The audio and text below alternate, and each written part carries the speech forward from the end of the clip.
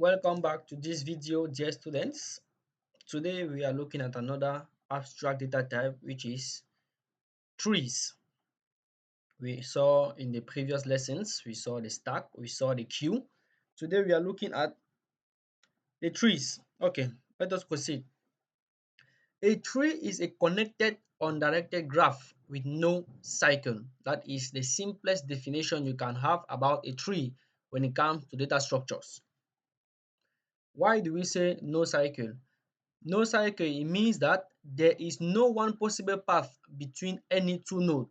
It simply means that the path we have from one node to another is unique. There is no several path between one node and another.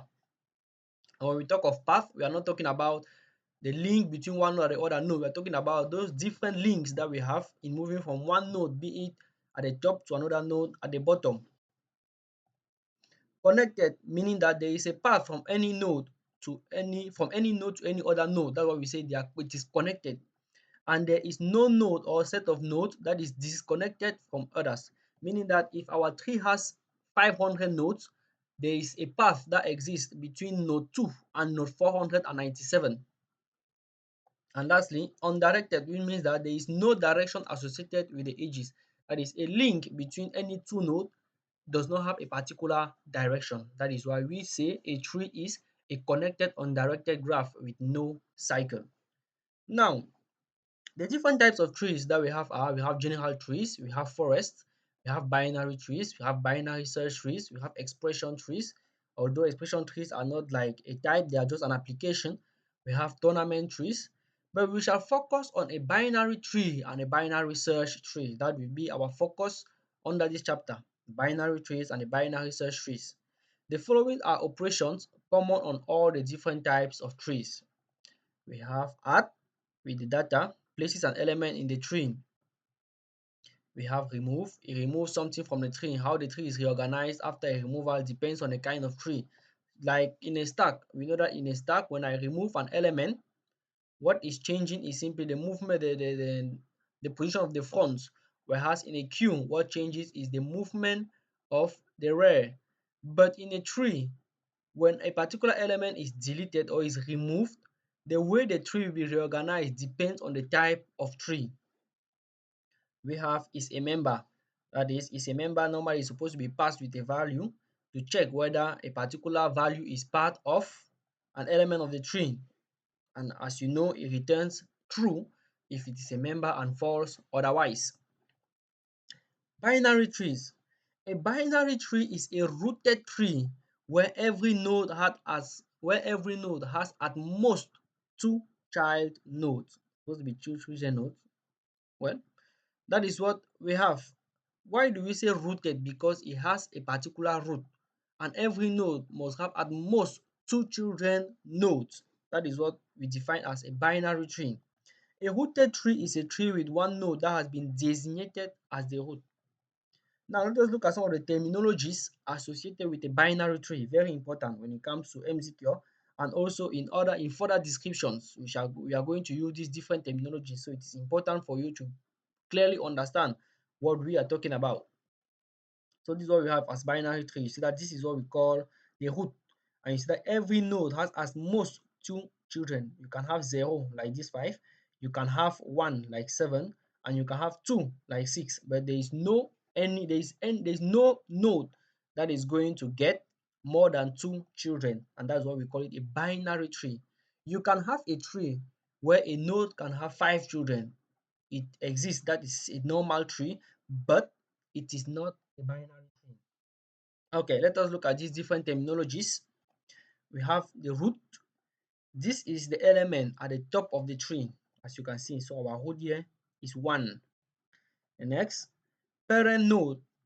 Any node having subnodes, that is child nodes, is a parent node. Like as an example, we have 1, these are the children.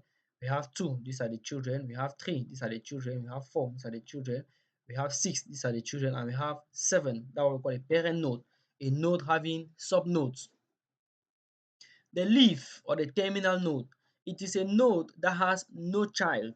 As you can see, we have 5, We have 8, we have 9, we have 5, we have 10, 11, 12. Those are the leaf nodes, also called terminal nodes. Next, we have level of a node. It refers to a node's distance from the root.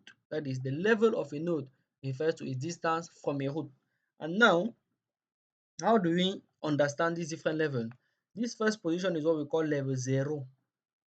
Then the next level, level 1, as you can see. Then the next level, level 2. So 4, 5, 6, 7 are all at level 2. Then the last one, level 3. So we have 8, 9, 10, 11, 12. They are all at level 3. And if 8 was having children, then those children will be at level 4. And it is very important, guys, for you when drawing a binary tree, it is very important to put the node at the different level to be at the same horizontal level, as you can see. Because if you draw a particular tree and 5 is, for example, in the middle between at this level, you might be confused if you are being asked to give the level of a particular node. Okay, we have degree of a node. It is the number of children that a node has. The degree of 4 is 2. As you can see, 4 has 2 children. The degree of 7 is 1. 7 has only 1 child. Then the degree of 11 is 0 because it is a leaf. So you can just take it as a conclusion that the degree of all leaf nodes is 0 because they don't have any child. The height of a tree. It is the total number of nodes on the path from the root node to the deepest node in the tree. A tree with only a root has a height of 1. What do we mean here? To ease your understanding, we are saying here that the height of a tree is the total number of nodes on the path from the root node to the deepest node. Let us look at, for example, this is our tree. This is the deepest, these are the nodes at the deepest level. So the height of this tree will be the number of nodes we have from this root right down here. So for me, for example, 1 to 9, I must pass through 2, that is 1. I must pass through 4, that is 2, before I come here, 3. So the height of this tree is 3. Some students usually assume that the height of a particular tree is equals to the level of the leaf node, of the deepest leaf node, which is correct. So the level of the deepest leaf node is equal to the height of the tree. Now, the height of a binary tree n node is at least log n, log to the base 2 of n plus 1, and at most n. That's what we have. So the height of a binary tree with n nodes is at least, that is the minimum value, is log 2 of n plus 1, or at most n. That is what we are talking about. Now, if we proceed, what do we get? The depth of a node. This is the length of the path from the root to the node. Depth is similar to the height. Types of binary tree. Consider the binary tree below to understand these terminologies. Sorry, a copy and paste, or simply a copy and paste. So let us look at the different types of binary trees. One, we have a strict binary tree. This is a binary tree in which each node has exactly 2 children or no children. As you can see, this is a strict binary tree. So this node has 2, this one 2, then B, D, and A have 0. So a strict binary tree is one where each node has exactly 2 children or no children.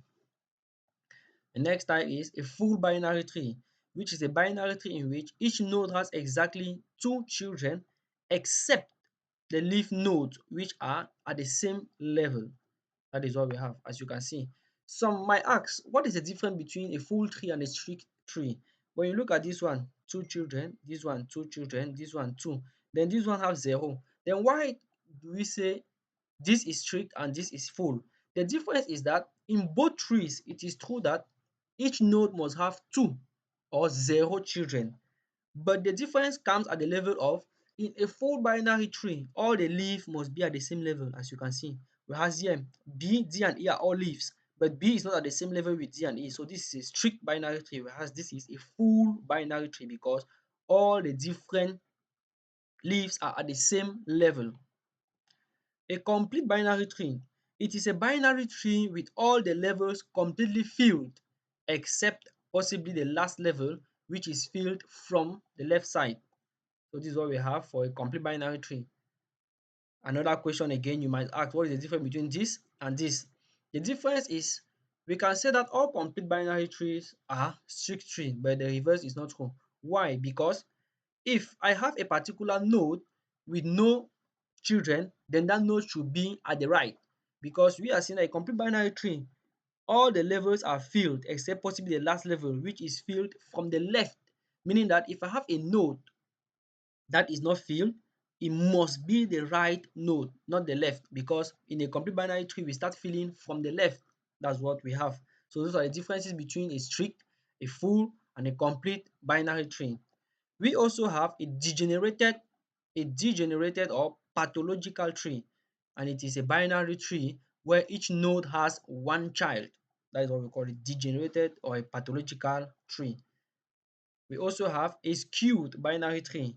And a skewed binary tree is a pathological tree in which the tree is either dominated by the left node or the right node.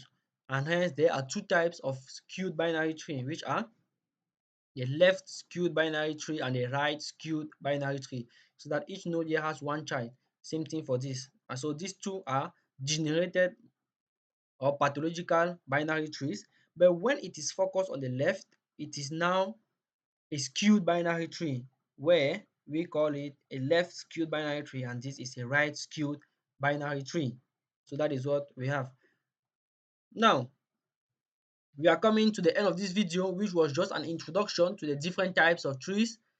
We entered inside binary tree, we saw the different types. In the next video, we are going to look at how to traverse a binary tree, which is a concept that is very important. So see you guys in the next video. Remember to like, to subscribe, and to share the video in order to increase our community. And why not drop a comment in order to have as feedback for my team. Thank you very much.